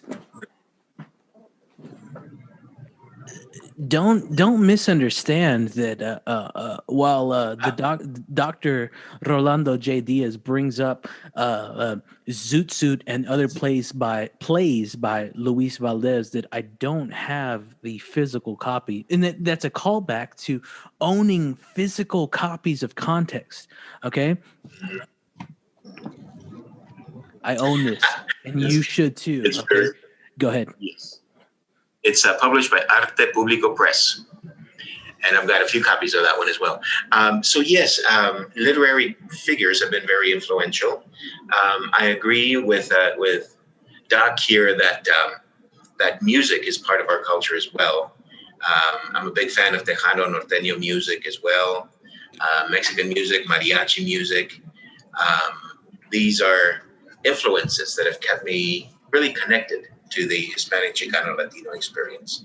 I would say that my wife, Luanda, has been a very important part of the keeping me connected as well, because she married into our Latino, Hispanic, Mexican culture. Yeah. And she's learned so much about it and kept me grounded, you know, and kept me asking these questions as well. So after 33 years, she's learned the language and the cuisine and everything. So again, shout out to my wife, Lou. She's got that Norman overall, Berry pie. She's Norman Berry pie, though. We don't have anything like that. What do we got? Oh yeah. Horchata or like tres leches? No, that's Norman Berry pie. Or that's or capirotada, yeah. But I think a continuing inspiration for me personally is to reach the next generation. So you, Doc, are the reason I do what I do. You are the inspiration too. So this inspiration works both ways. You know, this influence works both ways. So anyone listening to this podcast as well, I mean, you are the reason that I exist. I have to keep trying to educate, to reach out, to influence, to impact the next generation. Again, historical figures like Cesar Chavez, I mean, they've been a major influence on my life as well. To try to say that there is only one is kind of tough, you know, because we have such a rich and varied history. Yeah. Cesar Chavez once said, you know, once we become educated, you cannot break us down. And I'm paraphrasing here.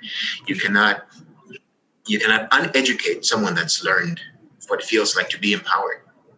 Once you know your history, once you know your culture, once you know your language, it's your strength. Languages, make it your strength. Yeah. And it becomes a validation.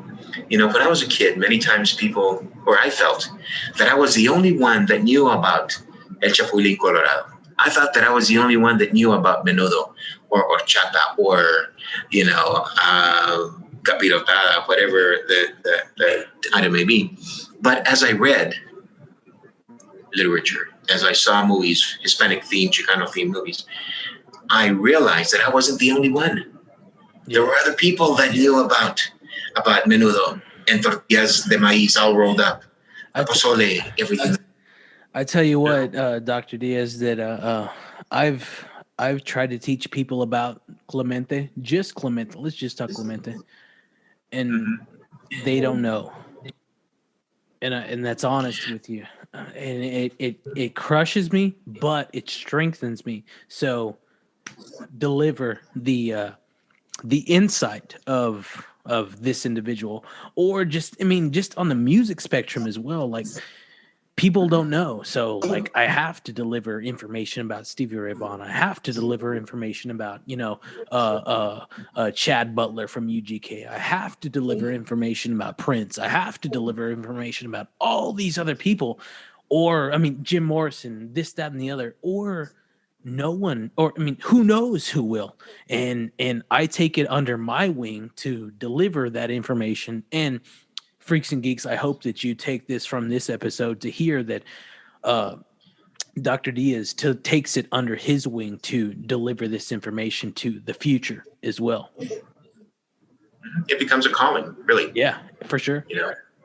Because we don't want it lost. No, we don't want it lost because we're the only one. Legends get remembered, but heroes get remembered, but legends never die. Exactly. And that's our task. Yeah. Yeah, for sure. But yeah, and that's why I do what I do as a college professor or as a writer, or that's great. Really, it's just someone walking down the street. They ask me a question about being a Chicano. You bet I'm going to sit there and talk to them about it. Whoever it happens to be. So that's the message. That's excellent. I'm glad you were here to promote that message, and I will continue to promote that message as well. But I want to be able to wrap this up for you. I don't know if you had dinner yet. I want you to be able to have that. I want you to be able to hit that shower. I want you to be able to, take that sip of wine and just let it all out.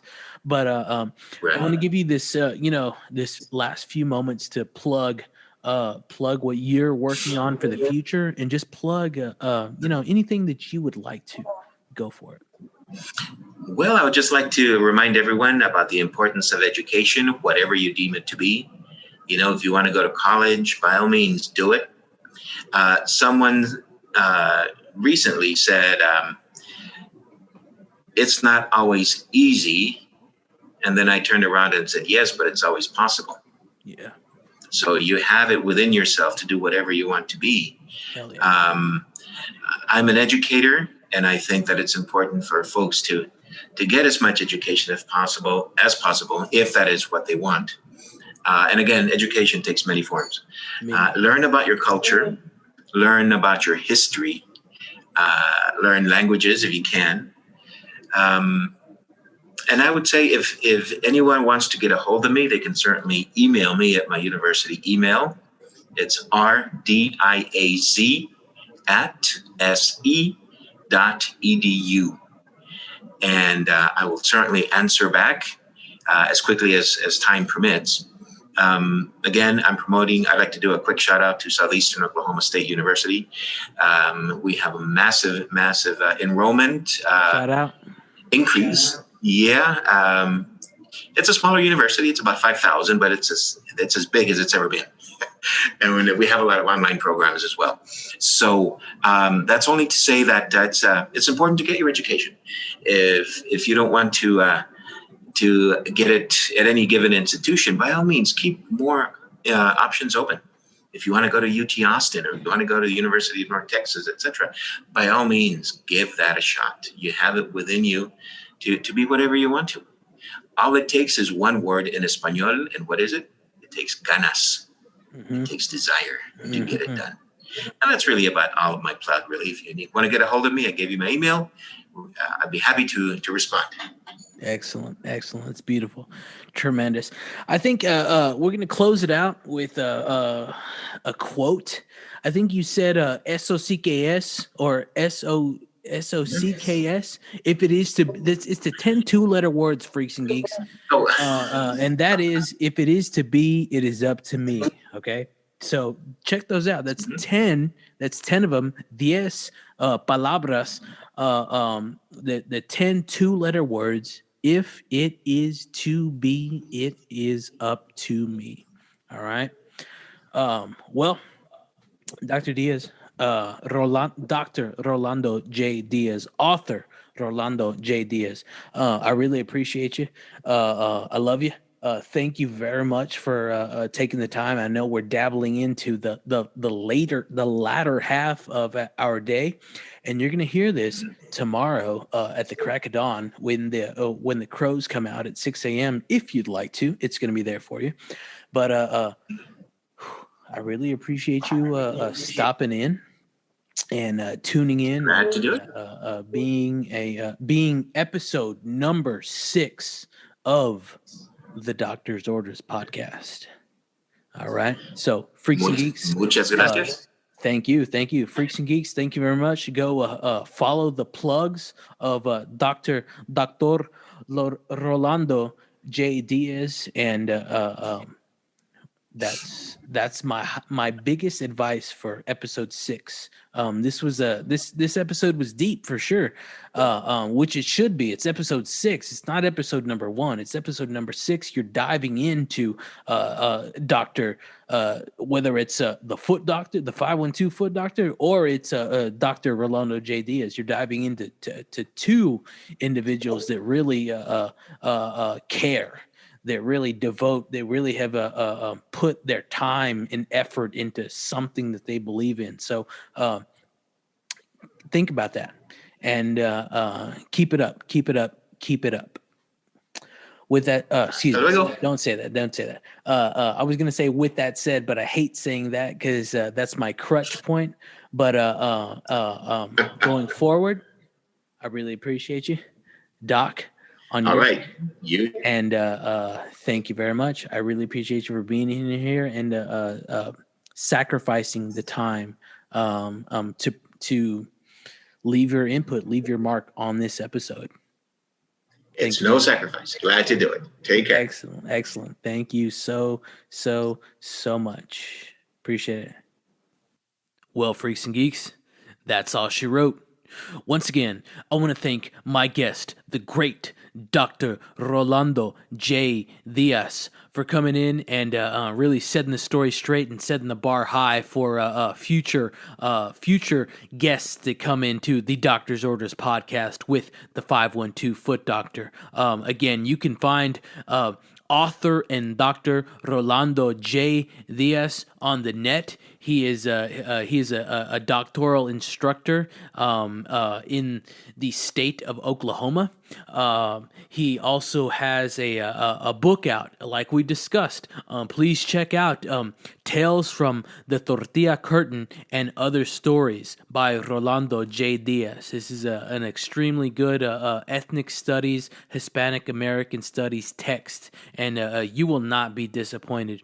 It is a text from the past. When I say the past, I mean 2007, but it reflects upon the present and the future. So do be sure to check him out. Check him out on the interwebs.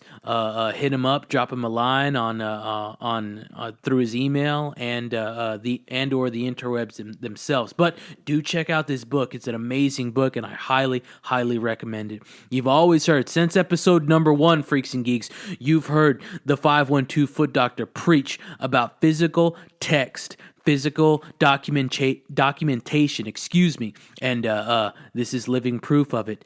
Here we are. We have Dr. Rolando J. Diaz, Uncle Dr. Rolando J. Diaz, that put out this text in the past, and it still holds water. It still reflects upon today's current events. So please, you will not be disappointed. If you're a Latino, if you're a Latina, if you're a chingon or a chingona, please check this text out. You will not be disappointed. Okay.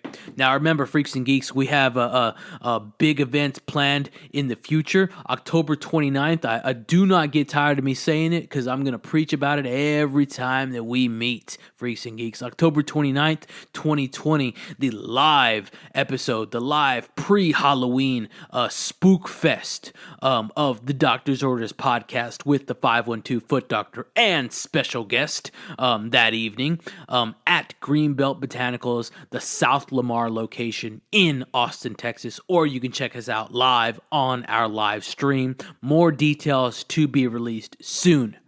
All right. Well, again, Freaks and Geeks, I want to thank my guest, Dr. Rolando J. Diaz, Uncle Rolando J. Diaz, and please, Freaks and Geeks, tell a friend to tell a friend to tell a friend about the podcast. Thank you so much for all the love and support. Again, support the sponsor, Greenbelt Botanicals, at greenbeltbotanicals.com. Utilize that promo code to get 15% off, all caps, Foot Doctor 15, FOOTDR 15. Please support them because they support the podcast. All right. Well, next episode is going to be número 7, episode number 7. Coming at you hot, coming at you live. As always, it's going to drop on your ass at next Wednesday, 6 a.m. sharp. We'll see you on the next one. Don't be late.